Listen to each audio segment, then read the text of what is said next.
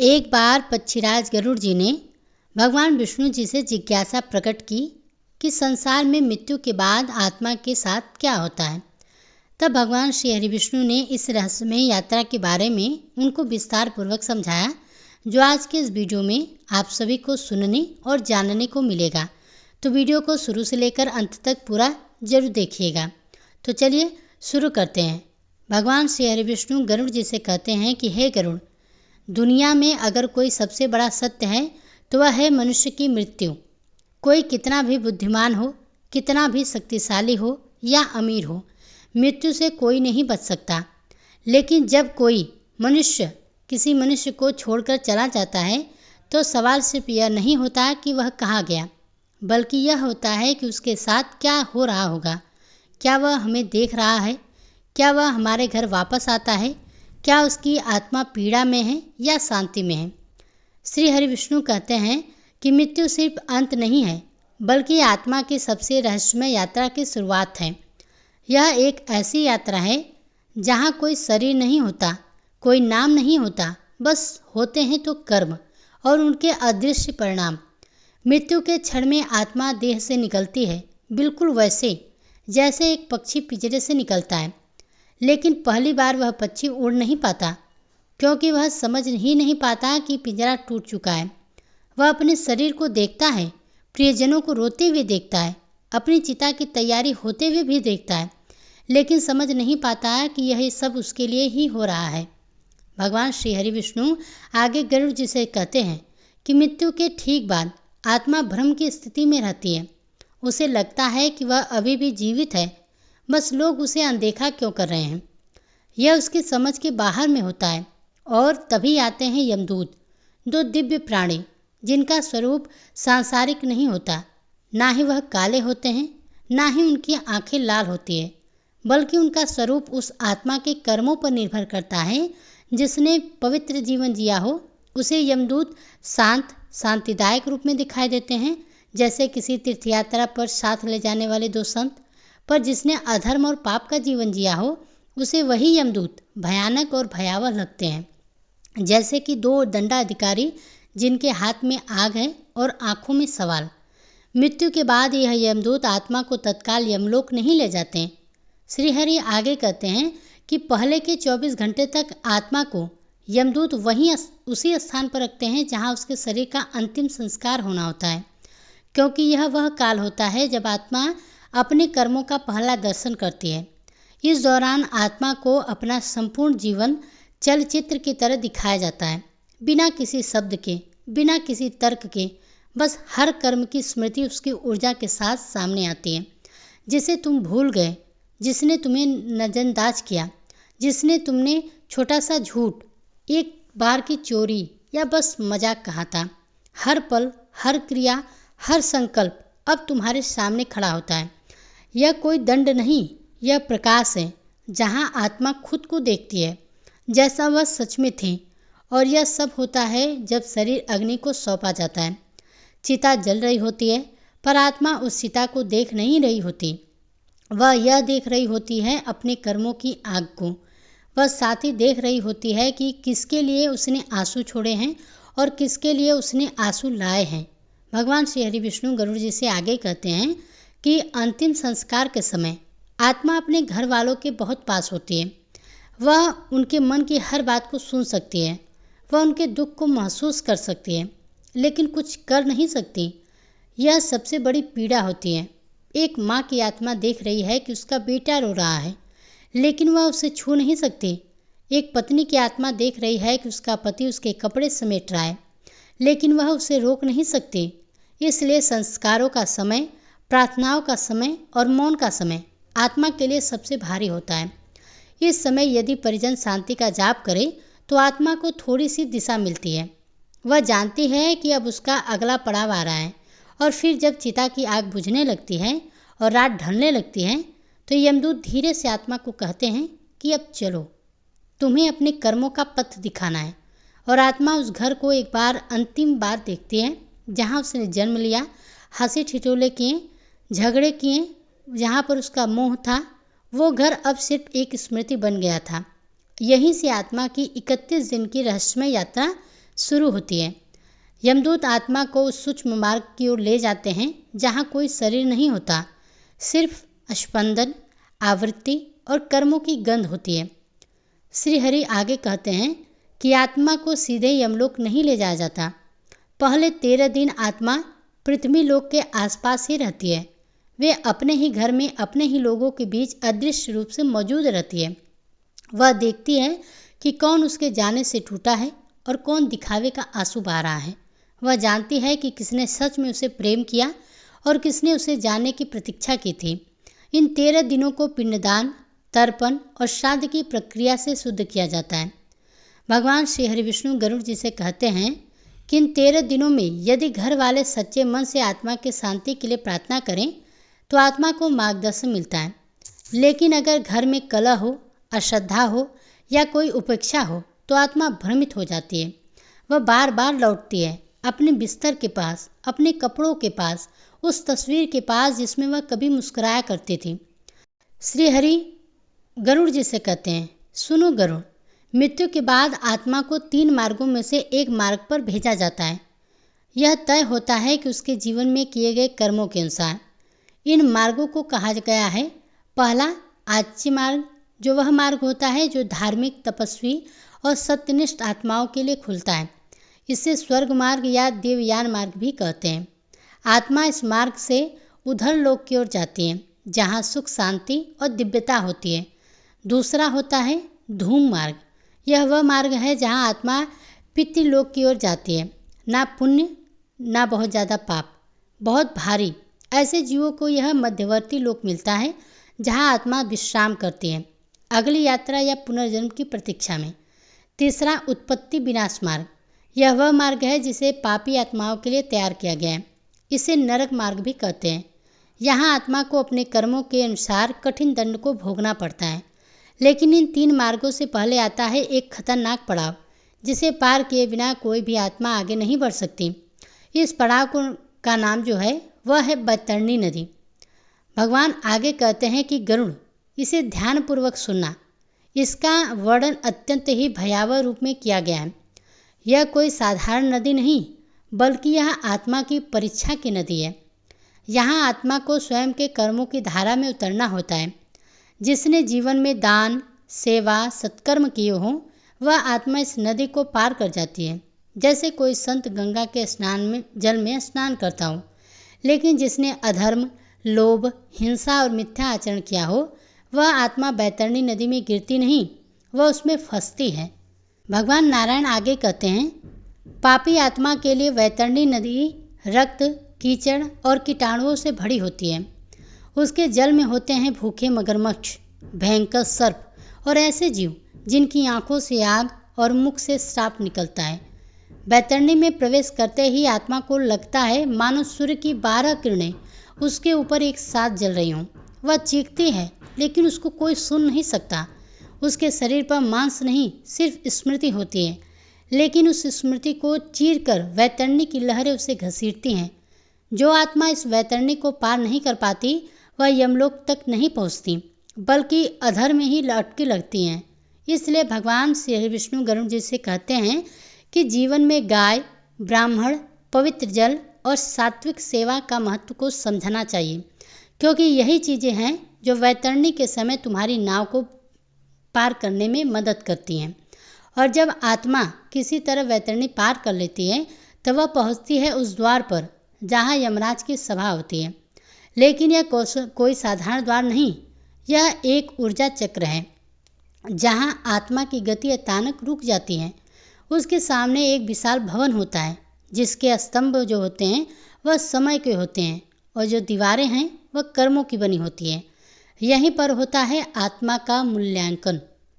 श्री हरि आगे कहते हैं, यमराज केवल न्यायाधीश नहीं हैं, वे धर्म स्वरूप, विचार शरीर और करुणामयी हैं। उनका स्वरूप तेजोमय है, ना क्रोधी ना राक्षसी, बल्कि शांत, गंभीर और आत्मा के अंतर्मन को पढ़ लेना वाला। जब आत्मा उनके सामने लाई जाती है तो वह वहाँ अकेली नहीं होती। वहाँ पर होते हैं चित्रगुप्त, जिनके पास आत्मा के हर छोटे बड़े कर्मों का लेखा जोखा होता है। उनकी पुस्तक कोई समान ग्रंथ नहीं होता, वह आत्मा के भीतर के विचारों को भी दर्ज करती है। जो तुमने सिर्फ सोचा था पर कभी कहा नहीं, जो तुमने चाहा था पर कभी किया नहीं, वह भी उस ग्रंथ में लिखा होता है। चित्रगुप्त उस आत्मा का पूरा जीवन यमराज के सामने खोलते हैं और आत्मा अपने ही जीवन को अपने ही न्याय की प्रतीक्षा में देखती है, बिल्कुल उसी तरह जैसे कोई अपराधी अपने अपराध को स्वीकार करता है। भगवान आगे कहते हैं कि हे गरुड़ जी, पाप पुण्य का हिसाब संख्या में नहीं गहराई में होता है। एक व्यक्ति ने एक बार किसी भूखे को अन्न दिया, लेकिन पूरे प्रेम से दिया, तो वह एक पुण्य 1000 पापों को धो सकता है। लेकिन अगर कोई व्यक्ति रोज पूजा करता रहा, अहंकार में अगर वह डूबा रहा, तो वह पुण्य फल नहीं देता। यहाँ छल नहीं चलता, यहाँ तर्क नहीं चलता, यहाँ सिर्फ सत्य चलता है। फिर आता है वह क्षण जब निर्णय लिया जाता है कि आत्मा को स्वर्ग, पितृलोक या नरक में यानी कि किस दिशा में भेजा जाएगा। अगर आत्मा ने अत्यंत ही पुण्य कर्म किए होंगे तो यमराज स्वयं उठकर खड़े होते हैं और उसे यमदूतों के साथ स्वर्ग के द्वार पर विदा कर देते हैं, जहां अप्सराएं उनका स्वागत करती हैं और आत्मा एक दिव्य प्रकाश में विलीन हो जाती है। लेकिन अगर आत्मा ने पापों से भरा जीवन जिया हो तो उसके सामने खुलता है नरक का द्वार। श्री हरि कहते हैं कि नरक कोई एक स्थान नहीं बल्कि अनोखे लोक हैं। हर एक विशेष पाप के लिए एक विशेष दंड है। अब आप सुनिए उन नरकों के नाम और किस पाप के आत्मा को वहां भेजा जाता है। पहला है तामिश्री। वे लोग जो दूसरों की संपत्ति हड़पते हैं, भाई का हिस्सा छीनते हैं या किसी स्त्री का शोषण करते हैं, उन्हें यहाँ भेजा जाता है। यहाँ आत्मा को लोहे की रस्सियों से बांधकर घना अंधकार दिखाया जाता है, जहाँ समय, ध्वनि, चेतना सब छीन ली जाती है। दूसरा होता है अंधामिश्र। यह नरक उन्हें दिया जाता है जो झूठे वचनों से दूसरों को धोखा देते हैं, विशेषकर गुरु, शिष्य या जीवन साथी के रिश्तों में। जहाँ आत्मा को लगातार भ्रम में डाला जाता है, वह बार बार गिरती है, टकराती है और चेतना खोती है। तीसरा होता है रौरव नरक। यहाँ वे आते हैं जिन्होंने दूसरों की हिंसा की हो, सताया हो, जानबूझकर पीड़ा देना हो, चुना हो। भगवान श्री हरिविष्णु आगे गरुड़ जी से कहते हैं कि यह नरक उबलते तेल, दहकती अग्नि और कांच जैसे पत्थरों से भरा होता है, जहाँ आत्मा की हर संवेदना जीवित रखी जाती है। चौथा है कुंभीपाक नरक। शिकारी, कसाई और वे लोग जो जानवरों की हत्या केवल स्वाद या शौक के लिए करते हैं, उन्हें यहाँ भेजा जाता है। इस नरक में आत्मा को उबलते तेल में डुबोया जाता है, बार बार, जब तक कि चेतना पूरी तरह बिखर ना जाए। पांचवा होता है कालसूत्र नरक। यहाँ पर वह लोग आते हैं जिन्होंने जीवन में अपने बड़ों का अपमान किया हो, गुरु की अवज्ञा की हो या माता पिता को कष्ट पहुँचाया हो। यह नरक अग्नि की लपटों से भरा होता है, जहाँ आत्मा को बिना विराम चलते हुए लोहे पर चलाया जाता है। छठा होता है असीपत्र वन नरक। जिन्होंने धर्म के नाम पर अधर्म किया हो, लोगों को गुमराह किया हो, आध्यात्मिक सत्ता का दुरुपयोग किया हो, उनके लिए यह सबसे कठोर नरक है। यह एक कांटों से भरा वन है, जहाँ आत्मा को दौड़ाया जाता है और हर पत्ता तलवार की धार की तरह चीर देता है। और ऐसे ही 28 से भी अधिक नरक लोक होता है। श्री हरि आगे कहते हैं कि आत्मा के किसी न किसी दोष को शुद्ध करने के लिए वर्णित है, लेकिन यह दंड अस्थायी नहीं होते। गरुड़ जी, नरक एक शुद्धिकरण केंद्र की तरह होता है, जहाँ आत्मा अपने कर्मों का फल भोगती है और फिर अगले जन्म के लिए तैयार होती है। लेकिन प्रश्न यह है कि आत्मा का अगला जन्म किस रूप में मिलेगी? क्या वह फिर से मानव शरीर प्राप्त करेगी या किसी और योनि में, पशु, पक्षी, कीट या वृक्ष? इसका उत्तर केवल एक ही बात पर निर्भर करता है कि उस आत्मा की कंपन शक्ति अर्थात उसकी वाइब्रेशन फ्रीक्वेंसी जो उसके कर्मों और संस्कारों से बनी होती है, वह किस प्रकार की है। श्री हरि आगे कहते हैं कि सृष्टि में 84 लाख योनियाँ हैं। इनमें से केवल एक योनि मानव योनि ही ऐसी है जिसमें आत्मा को कर्म करने, सुधारने, मोक्ष पाने और ब्रह्म को जानने का अधिकार है। बाकी 83,99,999 योनियाँ जो हैं केवल कर्म भोग की योनियाँ हैं, जहाँ आत्मा को सोचने का अवसर नहीं होता, सिर्फ भुगतने का क्रम चलता है। जब कोई आत्मा अपने पापों का फल नरक में भोग चुकी होती है, तब चित्रगुप्त और यमराज मिलकर निर्णय लेते हैं कि यह आत्मा किस शरीर में जन्म लेगी। यदि आत्मा ने कुछ पुण्य शेष छोड़े होंगे या पिछले जन्मों में किया गया कोई अगर सच्चा कर्म बचा होगा तो उसे मानव जन्म का अवसर फिर से दिया जा सकता है।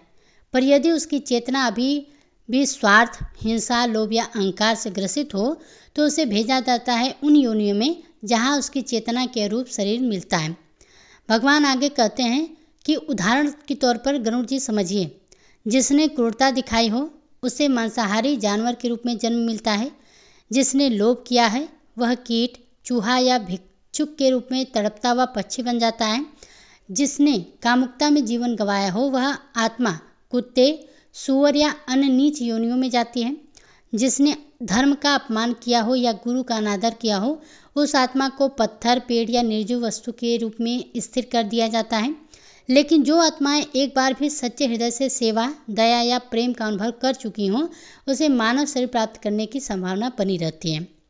श्री हरि आगे कहते हैं कि कुछ आत्माएं नरक से नहीं डरती क्योंकि वे सोचती हैं कि दंड भोग कर समाप्त हो जाएगा, परंतु सच्चा भय भटकती आत्मा का होता है जो ना नरक में पूरी तरह प्रवेश कर पाती हैं ना ही पुनर्जन्म में। ऐसी आत्माएं अधर में अटक जाती हैं। वे भूत, प्रेत या पिशाच योनि में भटकती हैं। यह आत्माएं ना शरीर त्याग पाती हैं ना शरीर प्राप्त कर पाती हैं। भगवान श्री हरि विष्णु गरुड़ जी से कहते हैं, भूत या प्रेत वे आत्माएं बनती हैं जो मृत्यु के समय अत्यधिक मोह, क्रोध या वासना में डूबी हुई होती हैं, जो अपनी संपत्ति से चिपके रहते हैं, जो अपने घर को छोड़ नहीं पाए, जो अपनी इच्छाओं के अधूरे छूट जाने पर तड़प उठें, वह आत्मा अधूरी रह जाती है। ऐसी आत्मा फिर किसी विशेष तिथि, वार या जगह पर बार बार प्रकट होती है। जब तक उसका मोह नहीं टूटता वह पुनर्जन्म नहीं ले पाती। इसलिए श्री हरि आगे कहते हैं कि सुनो गरुड़, श्राद्ध, तर्पण और पिंडदान जैसे कर्म आत्मा को इस चक्र से मुक्त करने के लिए अत्यंत ही आवश्यक माने जाते हैं। इन तिथियों पर जब पवित्र जल, तिल और मंत्रों से तर्पण दिया जाता है तो आत्मा को एक दिव्य संकेत मिलता है कि अब वह आगे बढ़ सकती है। और फिर जब सब कुछ पूर्ण हो जाता है तब आत्मा ने नरक भोग लिया, फिर मोह टूट चुका। जब संस्कार संपन्न हो गए तो आत्मा प्रवेश करती है पुनर्जन्म के गर्भ द्वार में। श्री हरि आगे गरुड़ जी से कहते हैं कि पुनर्जन्म का क्षण शुद्ध विज्ञान और अदृश्य ऊर्जा का मिलन है। जब आत्मा किसी गर्भ को चुनती है तो वह केवल माता पिता नहीं चुनती बल्कि उन कर्म की भूमि को चुनती है जहाँ उसे अगला पाठ सीखना है। और जैसे वह आत्मा माता के गर्भ में प्रवेश करती है वह अपना पूर्व जन्म भूल जाती है। क्यों? क्योंकि वह अब फिर से माया के आवरण में प्रवेश कर चुकी होती है। श्री हरि कहते हैं कि आत्मा जब गर्भ में आती है तो वह केवल शरीर नहीं लेती, वह अपने पुराने कर्म, अधूरी इच्छाएं और अर्जित संस्कार लेकर आती हैं। गर्भ में आने से पहले क्षण में भी वह जानती है यह जीवन उसे क्यों मिला। वह जानती है कि किसे उसका पिता बनना है, कौन उसकी माता होगी और किस प्रकार के दुख या सुख उसका इंतजार कर रहे हैं। भगवान श्री हरि आगे गरुड़ जी से कहते हैं कि गर्भ के अंदर आत्मा पूर्ण रूप से चेतन होती है। वह माँ के हर भाव को महसूस करती है। माँ का डर, उसका प्रेम, उसका भोजन, उसका ताप सब आत्मा के सूक्ष्म शरीर पर असर करता है। यहाँ तक कि माँ के बोले गए शब्द गर्भस्थ आत्मा के मन पर अमिट छाप छोड़ते हैं। इसलिए कहा गया है कि गर्भावस्था में माता को भागवत, रामायण, गीता या सत्संग सुनना चाहिए क्योंकि तब आत्मा को दिव्य संस्कार मिलते हैं। श्री हरि आगे कहते हैं कि गर्भस्थ आत्मा हर दिन एक श्लोक जपती है जिन्हें जन्म वरण मंत्र कहते हैं। मैं यह शरीर नहीं हूँ, ना यह बुद्धि है, मैं आत्मा हूँ। कर्मों के कारण मैं जन्म लेता हूँ और उन्हीं कर्मों के कारण विलीन होता हूँ। यह आत्मा का जागरण होता है। गर्भ के 9 महीनों में वह धीरे धीरे अपने पिछले जन्म की छाया से बाहर निकलती है, लेकिन अंतिम महीनों में जब उसका शरीर सघन होता है तो वह भयभीत हो जाती है। उसे लगता है जैसे कोई उसे फिर से जाल में बांध रहा हो। और ठीक जन्म से पहले एक क्षण ऐसा आता है जब वह सब कुछ याद कर लेती है, अपने पुराने जीवन की अंतिम सांस, अपनी मृत्यु की पीड़ा, अपने द्वारा किए गए अच्छे बुरे कर्म, अपने प्रियजनों के चेहरे, वे सब कुछ उसकी चेतना में पहुंच जाती हैं। और तब वो आत्मा ईश्वर से एक वादा करती है। भगवान श्री हरि गरुड़ जी से आगे कहते हैं कि जन्म से पहले आत्मा प्रभु से कहती है कि प्रभु, इस बार मैं तुम्हें नहीं भूलूंगा, इस बार मैं मोह में नहीं बंधूंगा, मैं सत्य को पहचानूंगा और अपने जीवन का उद्देश्य पूरा करूंगा। परंतु जैसे ही वह आत्मा जन्म लेती है उसकी पहली सांस के साथ, उसकी पहली चीख के साथ माया का आवरण उस पर गिर जाता है। उसे दूध चाहिए, फिर क्रीड़ा, फिर खिलौने, अहंकार, और धीरे धीरे वह वादा को भूल जाता है जो उसने प्रभु से किया था। श्री हरि आगे कहते हैं कि यही विस्मरण संसार का सबसे बड़ा जाल है। जन्म केवल एक शरीर लेने की क्रिया नहीं, बल्कि आत्मा की पुनः परीक्षा का आरंभ है। जो आत्मा इस बार अपने भीतर के वचन को याद रखे, जो माँ बाप, समाज और लोभ के बीच अपने असली कार्य को पहचान ले, वही आत्मा इस जन्म में मोक्ष की ओर आगे बढ़ती है। लेकिन जो आत्मा फिर उसी मोह, भोग और भ्रम में डूब जाए, फिर उसे मृत्यु और पुनर्जन्म का चक्र झेलना पड़ता है। भगवान श्री हरि आगे गरुड़ जी से कहते हैं कि बार बार चेतावनी देते हैं कि यदि एक बार मानव जन्म मिलने के बाद भी आत्मा चेतना में ना जगे, तो अगली बार उसे पशु, पक्षी या कीट के रूप में फिर से प्रारंभ करना पड़ता है। इसलिए कहा गया है कि मनुष्य जन्म दुर्लभ है। यह केवल उन आत्माओं को मिलता है जो अनगिनत योनियों में भटक कर कभी तप, कभी तड़प और कभी तिरस्कार से गुजरी हो। लेकिन आगे श्री हरि कहते हैं कि केवल जन्म लेना ही पर्याप्त नहीं है। जब आत्मा को अपने कर्मों का फल भोगना होता है, वह फल जो उसने पिछले जन्मों में बोया था, अब इस जन्म में अंकुर बनकर उगता है, जिसे शास्त्रों में कहा गया है प्रारब्ध। प्रारब्ध वह कर्म फल है जिसे कोई टाल नहीं सकता, न साधना से, ना व्रत से, ना ही तीर्थ से। कोई बच्चा जन्म लेते ही विकलांग क्यों होता है? कोई निर्धन क्यों? कोई बालक काल में ही अनाथ क्यों हो जाता है? और कोई जन्म लेते ही राजयोग क्यों पाता है? धन, मान, सौंदर्य और बुद्धि से संपन्न क्यों होता है? भगवान श्री हरि गरुड़ जी से आगे कहते हैं कि यह सब संयोग नहीं। जो आत्मा पूर्व जन्म में तप, दान और सेवा में लीन रही होती है, वह इस जन्म में सौंदर्य, प्रतिभा और सहज भक्ति लेकर जन्म लेती है। और जिसने पूर्व जन्म में छल, घृणा, अभिमान या अत्याचार किया हो, वह इस जन्म में किसी न किसी रूप में पीड़ा लेकर आता है। लेकिन पीड़ा सहा नहीं, यह अवसर है, क्योंकि ईश्वर ना कभी दंड देते हैं, ना ही कभी बैर रखते हैं। वे आत्मा को वही परिस्थिति दोबारा देते हैं जिसमें वह कुछ अधूरा छोड़ कर आई थी। श्री हरि आगे कहते हैं कि कई बार कोई आत्मा जिसने पिछले जन्म में दूसरों को भोजन छीना होता है, उसका अगला जन्म भूखे घर में होता है। जिसने स्त्री का अपमान किया हो, वह अगली बार स्त्री के रूप में उसी को पीड़ा का अनुभव करने आता है। और जिसने किसी अपाहिज का उपहास किया हो, वह अगली बार उसी स्थिति में जन्म लेता है, ताकि समझ सके उस पीड़ा की गहराई। इसलिए शास्त्र कहते हैं कि जिसे तुम दुर्भाग्य कहते हो, वह आत्मा की शिक्षा है। परंतु कुछ आत्माएं ऐसी भी होती हैं जो पिछले जन्म में अधूरी रह गईं, लेकिन इतना सच्चा संकल्प लेकर गई थी कि उनका वर्तमान जन्म एक विशेष कार्य के लिए होता है। ऐसे बच्चे बचपन से ही अलग महसूस करते हैं। वे भीड़ भाड़ में भी मौन होते हैं, प्रार्थना में जल्दी रम जाते हैं, या अचानक किसी मंत्र को सुनकर आंखें भर लेते हैं। भगवान श्री हरि आगे गरुड़ जी से कहते हैं कि यह लक्षण उन आत्माओं के होते हैं जो पिछले जन्म के साधना के द्वार पर आकर जीवन समाप्त कर बैठी हैं। उन्हें यह जन्म आत्मिक पुनः प्रयास के रूप में मिला होता है, लेकिन संसार उन्हें यह समझने नहीं देता। उन्हें खिलौने से बलाया जाता है, डिग्रियों से बांधा जाता है, और धीरे धीरे वे अपने ही संकल्प को भूल जाते हैं। इसलिए कभी कभी ऐसे बच्चों को जीवन में जल्दी दुख मिलता है, ताकि वे पुनः भीतर की यात्रा शुरू करें। श्री हरि आगे कहते हैं कि जब आत्मा अपने सत्य कर्म से भटकने लगती है, तो प्रारब्ध उसे मार्गदर्शन देने के लिए पीड़ा भेजती है। और जो आत्मा उस पीड़ा को समझ लेती है, वही आत्मा जागृत होती है। पर दुर्भाग्य यह है कि अधिकतर आत्माएं उस पीड़ा से भाग जाती है।